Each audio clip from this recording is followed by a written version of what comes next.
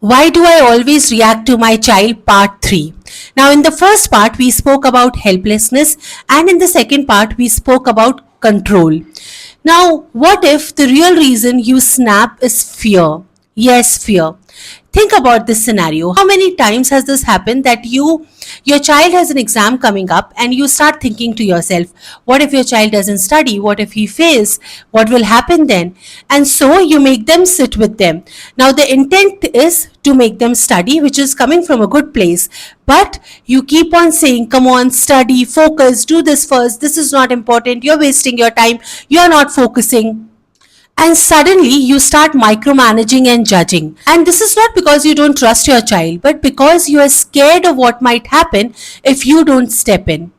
And this is the same thing that happens with everything else. For example, what if he makes the wrong choice? What if they don't listen? What if this goes completely wrong?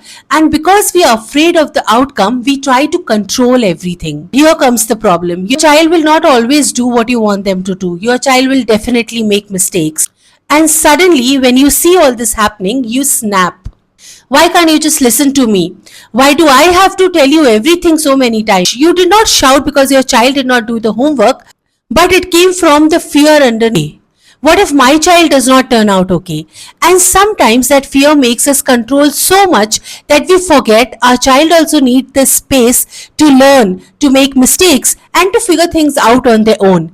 So the next time you feel yourself getting all worked up, ask yourself, am I reacting to what is happening right now or to what I am afraid might happen? That pause will change the entire conversation. Part 4 coming next.